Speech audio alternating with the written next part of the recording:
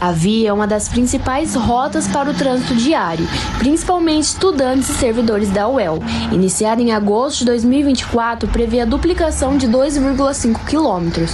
O investimento passa de 30 milhões de reais, com recursos da Prefeitura, Caixa e Fundo de Saneamento. Mas até junho deste ano, só 17% do serviço foi concluído. O atraso gerou mudanças no trânsito. O acesso principal da universidade foi fechado e o fluxo redirecionado para outros portões, o que tem sobrecarregado em vias como Madre Leônia e Ayrton Senna.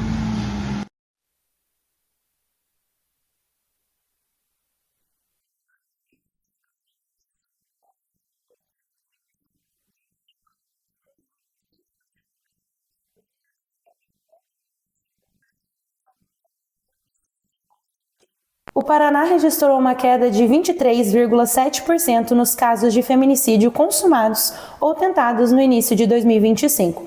Foram 87 casos nos primeiros 3 meses do ano, contra 110 casos no final de 2024. Em Londrina, no norte do estado, os números também diminuíram, de 3 casos no final do ano passado para 2 nesse primeiro trimestre. Apesar da queda, o alerta segue ligado. Só no ano passado foram mais de 4 mil casos de feminicídios consumados ou tentados, 346 deles no Paraná e 8 em Londrina. Nós temos 2 frentes que são privilegiadas. Uma é o acompanhamento dos julgamentos, né, por feminicídio, ou seja, tentado ou consumado na comarca de Londrina. Mas também, analisamos, né, e acompanhamos o julgamento e depois emitimos uma nota sobre o julgamento, o que aconteceu, que condenação ou absolvição. A redução nos casos de feminicídio no estado mostra que há caminhos para enfrentar a violência de gênero, mas os números ainda estão longe do ideal e cada caso registrado carrega uma história de dor e luta. Elas precisam ser lembradas pelo que elas foram, né? Porque elas foram vítimas de crimes, elas foram vítimas de mortes evitáveis, né? E que são a expressão também de uma sociedade misógina, de uma sociedade machista. O desafio agora é manter a vigilância, fortalecer as redes de apoio e garantir que as ações não sejam pontuais, mas parte de um compromisso contínuo com a vida das mulheres.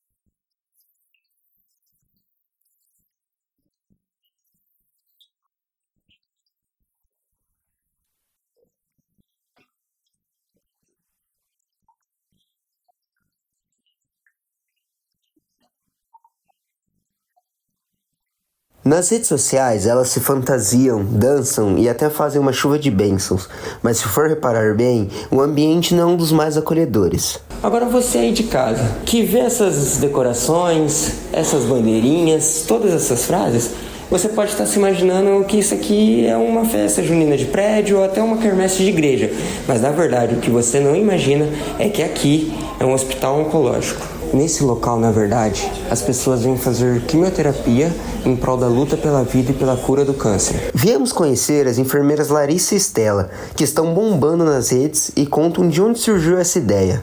Então foi surgindo aos poucos, assim, foram pequenas ideias, então iniciou com os bilhetinhos, uma coisa foi levando a outra.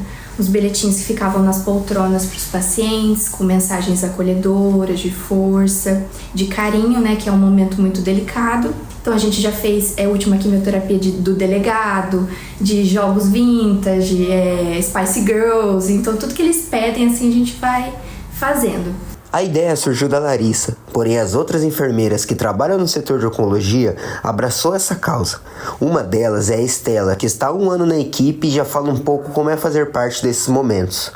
Então entrar aqui, poder ter esse momento assim de felicidade também para os pacientes, de acolher os pacientes nesse momento tão frágil, né, tão delicado, que é um tratamento do câncer.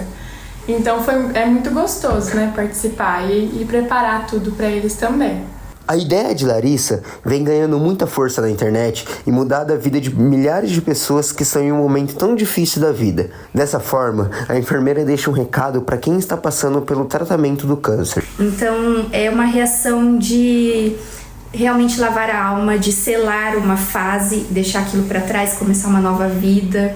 É esperança, né? Eu acho que a gente mexe muito com essa parte da esperança, de enquanto há vida, há esperança.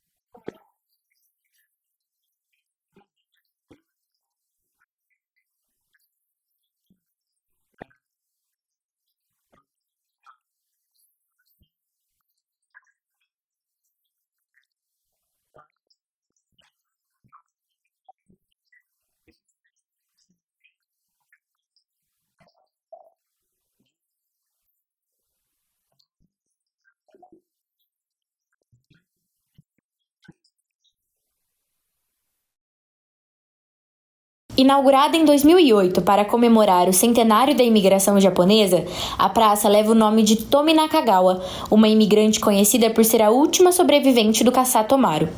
O espaço é símbolo do legado cultural, criado para homenagear milhares de famílias japonesas que ajudaram a construir a cidade de Londrina. Porém, a praça construída para preservar a memória nipo-brasileira vem sofrendo um processo de degradação. As principais reclamações são sobre pichações, vandalismo nos monumentos e lixos espalhados por todo o espaço. A última revitalização significativa do local ocorreu em 2010. Desde então, a CMTU, órgão responsável pela zeladoria urbana, realiza apenas manutenções pontuais. Solange mora na região, participou do evento de inauguração e lamenta o descaso com o espaço. É uma pena hoje não ter nada aqui, né? Assim, não sei se chega a ser um abandono na manutenção, até parece que tá bacana.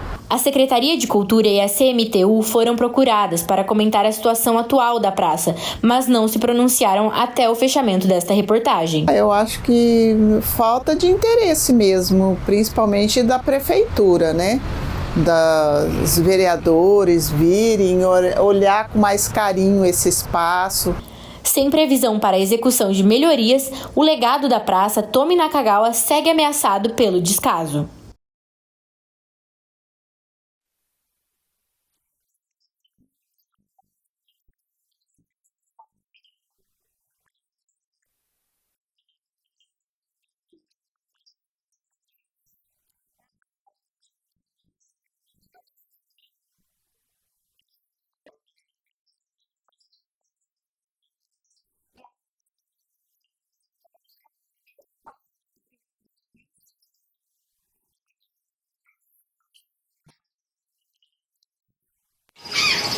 Quem é daqui já me conhece, mas quero que vocês conheçam o Paraná assim como eu conheço. Conheça o Paraná, para sentir a natureza te abraçar.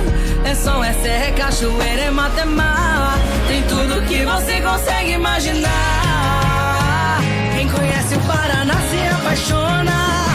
Estado natural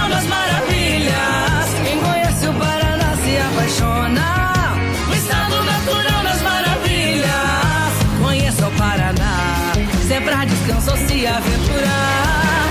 Tanta beleza que não dá pra acreditar. Você vai embora com vontade de voltar. Quem conhece o Paraná se apaixona. O estado natural das maravilhas. Quem conhece o Paraná se apaixona. O Paraná é muito mais do que você imagina. Conheça, sinta, surpreenda-se.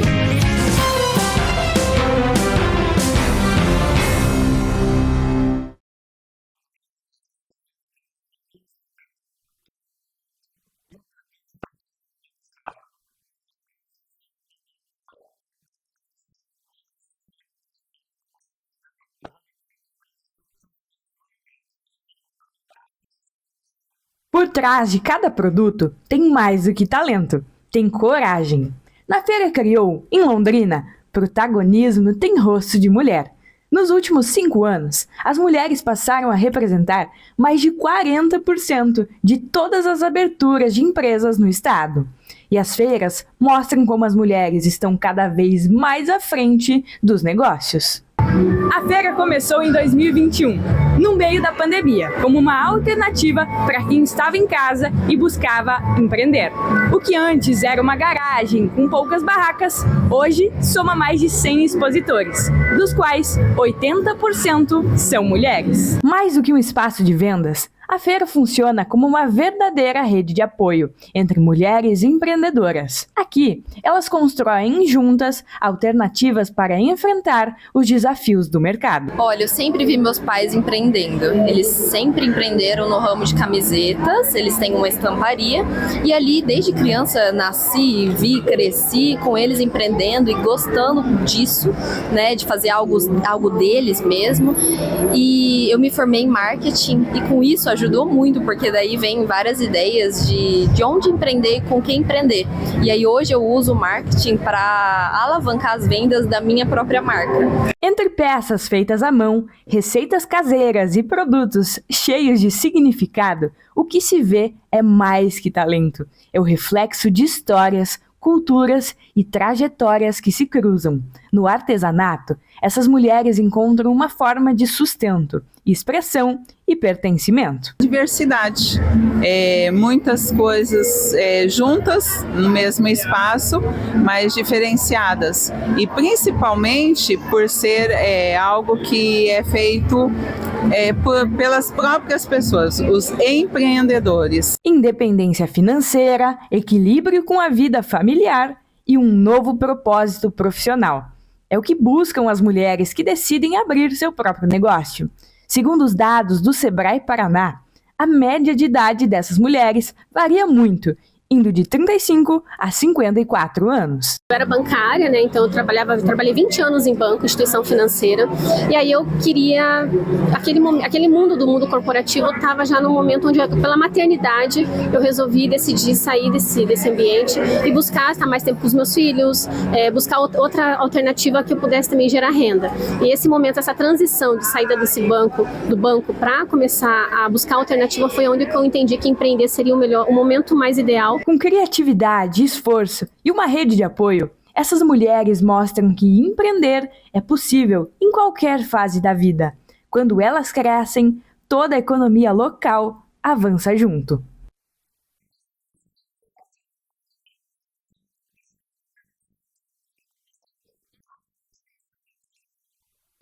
O Lagarto A2 foi o palco de abertura do 45º Festival Internacional de Música de Londrina. Famílias, jovens e admiradores da música se reuniram no estacionamento do Consórcio União para acompanhar a apresentação. A entrada foi gratuita e o ambiente reuniu pessoas de todas as idades para celebrar o rock nacional. A banda Gato de Botas comandou o show com figurinos criativos, coreografias e presença de palco. O repertório passeou por sucessos da música brasileira com arranjos novos e interativos. Pela primeira vez, a banda contou com um trio de metais.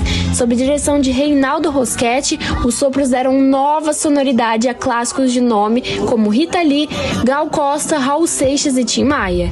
O show começou no fim da tarde e transformou o espaço em um verdadeiro encontro musical. O público cantou junto, aplaudiu e aproveitou cada momento.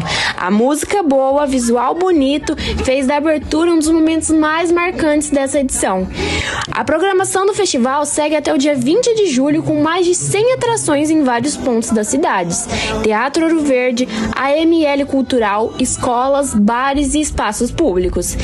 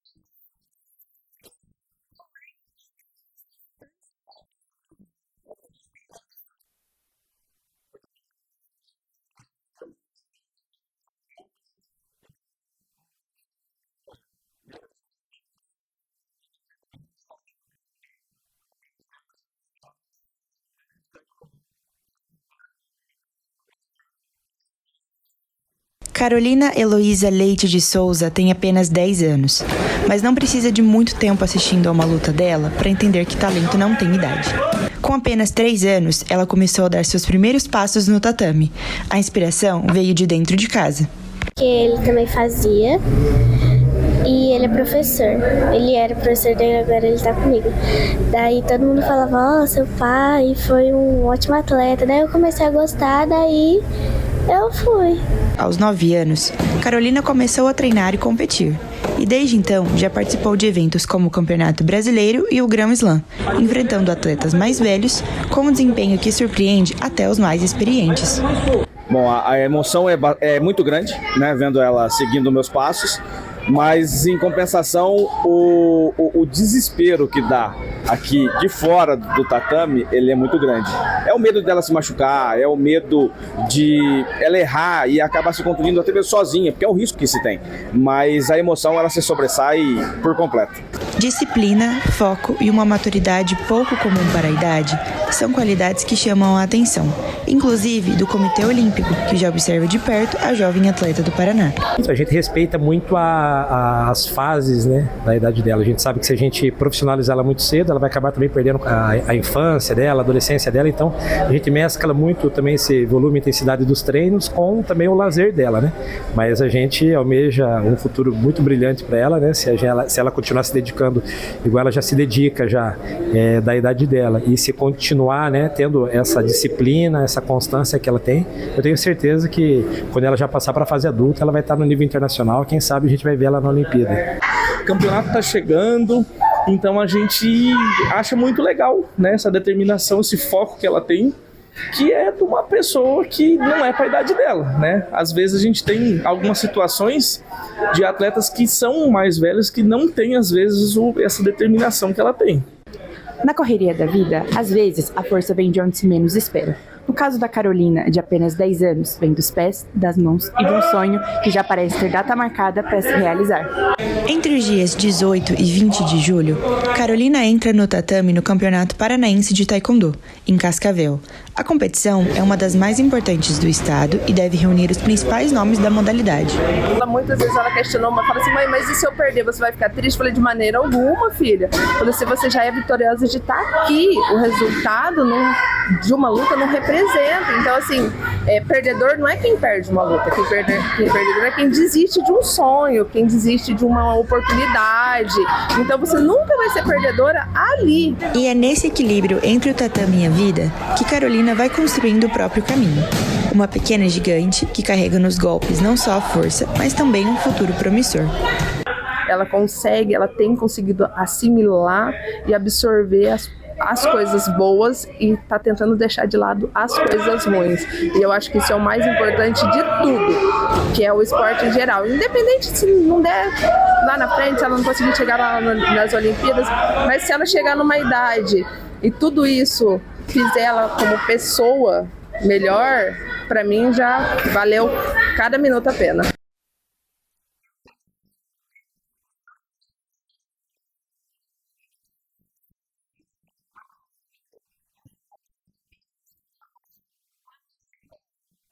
Que o cafezinho faz parte do cotidiano dos brasileiros, isso não restam dúvidas, principalmente quando falamos do norte do Paraná, que cresceu baseado nessa economia.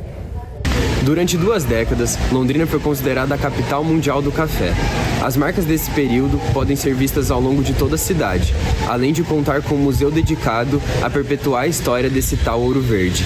Localizado no coração da cidade, o Museu do Café conta com um vasto acervo de objetos doado por famílias e antigos moradores da cidade, como nos conta Marina, curadora do museu. Boa parte do nosso acervo ele veio por empréstimo do Museu Histórico de Londrina. Então a gente dá muito valor para a história das pessoas comuns. Então tudo que vocês vão encontrar aqui de objeto, muitos deles foram doados por famílias. Gente que visita o museu e fala, eu tenho um torrador de café, posso doar para o museu? Um dos reflexos dessa paixão do londrinense pela bebida é o evento anual Brasil Coffee Week, que dos dias 11 a 27 de julho une cafeterias e promove um cardápio especial. Para entender um pouco mais sobre a importância do evento, fomos conversar com Luísa Rosa, barista e consultora comercial da Brasil Coffee Week, que nos contou como o festival influencia positivamente os cafés que fazem parte do itinerário. Dependendo da época, cafeteria, às vezes a gente fica meses que só se paga. Então a Coffee Week vem, dá um boom, faz um caixa e faz com que as cafeterias sejam vistas, sejam lembradas, a gente ganha novos clientes, né? E a Coffee Week está crescendo muito. Além de toda a importância para os comerciantes, Luísa destaca que o evento colabora com a democratização das cafeterias. Esse menu A28 fixo, estabelecido, faz com que todo mundo fale, não, consigo ir. Dá uma quebrada e o pessoal consegue visitar e conhecer mais lugares para depois continuar indo. E a ideia da Coffee Week é que todos tenham um aumento de movimento, que todos sejam, né, beneficiados com o festival. Outro aspecto positivo do festival são os workshops promovidos para quem tem interesse em aprender técnicas envolvendo café. Mais fixo seria mesmo o de latte art, que é bem interessante para os baristas, né? Que é aquele campeonato do desenho do leite sobre o café. Então todo mundo quer aprimorar, quer crescer, quer fazer bonito, né? Então vai ter um workshop justamente para aprender vaporização, aprender as técnicas para fazer os desenhos no leite. Para mais informações do evento, acesse o site Brasil Coffee Week e fique atento às datas de inscrição e itinerário de cafeterias.